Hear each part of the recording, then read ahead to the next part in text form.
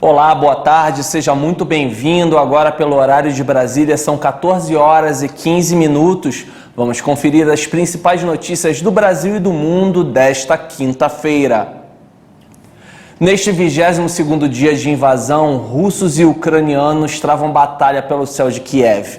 E a Ucrânia afirmou que a Rússia destruiu um teatro que abrigava mais de 1.000 pessoas na cidade portuária sitiada de Mariupol, no sul do país. O número de vítimas ainda é desconhecido. Essas imagens de satélite mostram um teatro em Mariupol que foi alvo de um ataque. Nesta quinta-feira, as autoridades ucranianas afirmaram que mais de 1.000 pessoas estavam abrigadas no local, incluindo crianças. A única palavra para descrever o que aconteceu hoje é genocídio. Genocídio da nossa nação, de nosso povo ucraniano. Quero acreditar que vai chegar o dia em que juntos vamos erguer nossa bela cidade de Mariupol das ruínas. Dias antes do aparente ataque, imagens de satélite compartilhadas pela empresa privada Maxar mostravam claramente a palavra Det ou criança em russo gravada no chão em ambos os lados do prédio. A Rússia afirma que o ataque foi cometido por nacionalistas da Ucrânia. Mariupol é um alvo estratégico para Moscou, potencialmente ligando as forças russas na Crimeia e a região de Donbás e cortando o acesso ucraniano ao Mar de Azov. As autoridades afirmaram que mais de 2.000 pessoas já morreram em Mariupol desde o começo da invasão russa em 24 de fevereiro.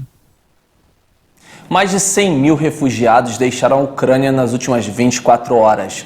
De acordo com o balanço da ONU, no total, 3.200.000 pessoas já saíram do país depois do início do conflito. E em meio a temores de que a Rússia pudesse dar um calote na dívida externa por causa das sanções ocidentais, o Ministério Russo das Finanças anunciou nesta quinta-feira que pagou os juros de 2 títulos estrangeiros. Moscou pagou os juros da dívida estrangeira e evitou o default que pode ocorrer devido às fortes sanções ocidentais contra a invasão da Ucrânia. O termo significa o descumprimento de qualquer cláusula de um contrato relacionada com credor e devedor. De acordo com o Ministério Russo das Finanças, os juros de 2 títulos estrangeiros foram pagos.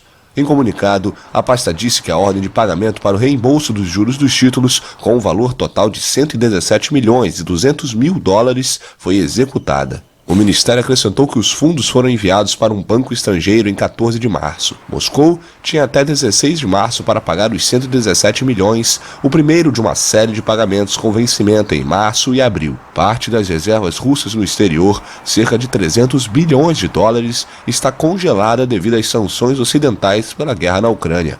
As sanções também paralisaram parte dos sistemas bancário e financeiro do país e derrubaram o rublo.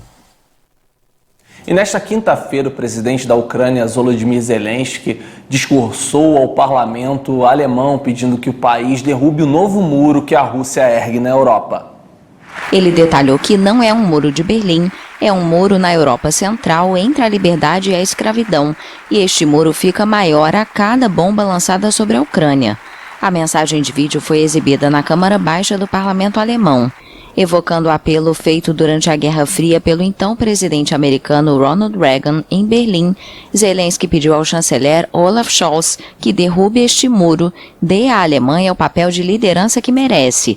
O líder ucraniano afirmou que 108 crianças já morreram em seu país desde o início da ofensiva e pediu ajuda para parar a guerra.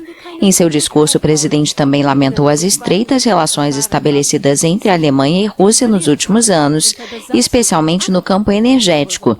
A Ucrânia sempre se opôs ao gasoduto entre os dois países, que já está concluído, mas foi suspenso após a invasão russa. A Alemanha quer dispensar o petróleo russo até o final do ano, mas tem mais dificuldades para abandonar as importações de gás procedentes da Rússia. O Federal Reserve, o Banco Central dos Estados Unidos, aumentou as taxas de juros no país pela primeira vez desde o início da pandemia da Covid. A medida é um esforço para conter o aumento da inflação, que é a maior em 40 anos. O Comitê Federal de Mercado Aberto do Banco Central dos Estados Unidos anunciou um aumento de 0,25 ponto percentual nos juros americanos. É o primeiro aumento desde 2018. Desde o começo da pandemia, a taxa estava perto de zero. Com o ajuste, as taxas vão subir para um intervalo entre 0,25% e 0,5%. Esse aumento levará os bancos comerciais a oferecerem aos seus clientes juros mais elevados para empréstimos. Com isso, o Banco Central americano busca desacelerar o consumo e reduzir a pressão sobre os preços. A expectativa é que os problemas de abastecimento, que aprofundam a escassez de alguns produtos, ainda devem durar meses. Os formuladores de políticas enfrentam a difícil tarefa de tentar conter a inflação sem desacelerar o crescimento econômico, em um momento em que os custos de moradia, alimentação e energia sobem em um ritmo que não se via em 40 anos, e em meio às consequências da invasão russa da Ucrânia, que pioram a situação. E aqui no Brasil, o Banco Central elevou a taxa básica de juros em 1 ponto percentual, chegando a 11,75%. O maior patamar em quase 5 anos, em uma tentativa de frear a inflação que já sofre com os reflexos da guerra na Ucrânia.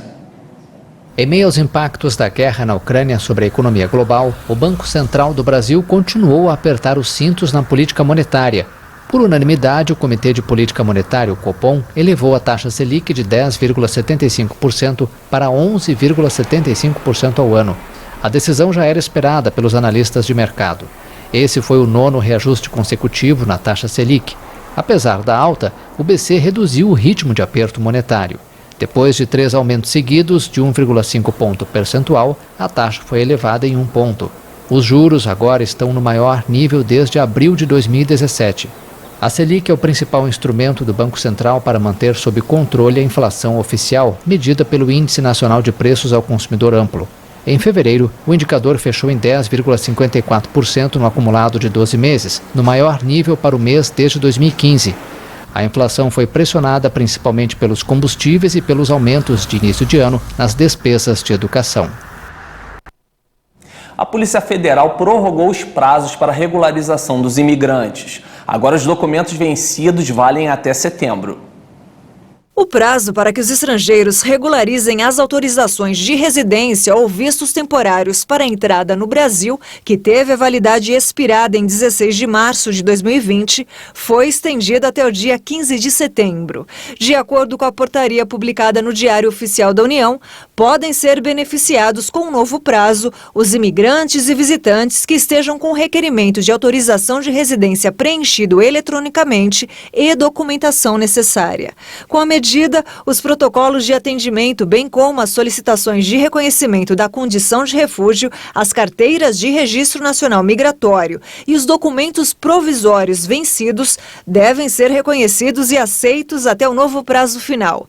A medida não valerá caso o portador do documento viaje ao exterior por um período maior do que 30 dias. Veja agora então a agenda desta quinta-feira, os jogos aí dessa quinta. Vamos conferir.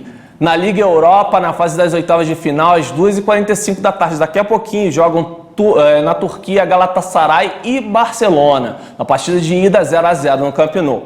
No mesmo horário, Bayern de Munique e Atalanta da Itália. Às 15h05 da tarde, para quem gosta da Premier League, tem Everton e Newcastle. Às 5 da tarde também tem mais Liga Europa. Lyon e Porto, West Ham e Sevilha, Eintracht Frankfurt e Betis. E pelo Campeonato Paulista, logo mais às 8h30 da noite no Allianz Parque, tem o clássico, Palmeiras e Corinthians. E a gente fica por aqui, muito obrigado pela sua companhia, uma boa tarde, grande abraço e até a próxima.